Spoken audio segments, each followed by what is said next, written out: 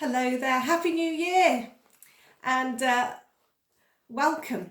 So I've been thinking and praying again about what our word as a church is for this new year 2022, and I really believe that God wants us to continue holding on to the word from last year, which was love the Lord your God with all your heart, mind and soul, love your neighbour as yourself, and then Jesus's words, love one another as I have loved you. So love your fellow believers as I have loved you. The other part of what we're going to do is hold on to our vision as a church, making Jesus real.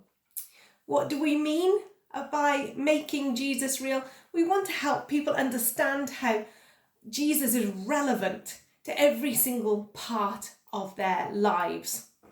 When Jesus said, love the Lord your God with all your heart, mind and soul, he was quoting the Shema, which is from Deuteronomy chapter 6, where it says, you shall love the Lord your God with all your heart and mind and with all your soul and with all your strength, your entire being.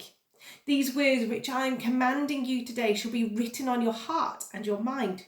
You shall teach them diligently to your children, impressing God's precepts on their minds and penetrating their hearts with his truths. You speak of them when you sit in your house and when you walk on the road and when you lie down and when you get up.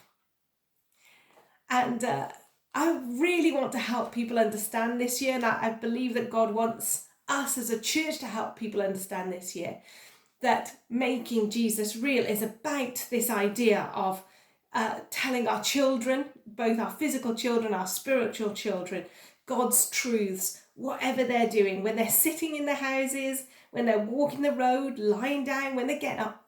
So what we're saying is whatever you're doing, eating, drinking, whatever, that you do it in such a way that it glorifies God and that it shows people who Jesus is and his relevance to their waking, sleeping, eating.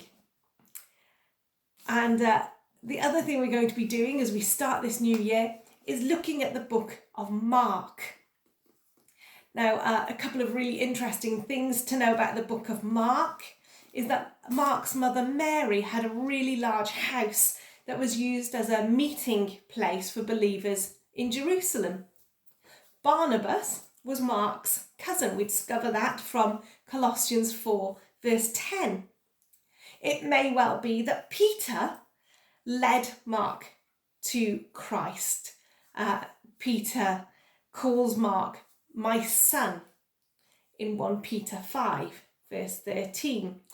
And so that's just a little bit of a flavour about who Mark is and the authority with which he writes this gospel. And we're really looking forward to finding out more about Jesus and who it is that we put our faith in as we go forward. God bless you, and may you have a joyous, peaceful and happy new year.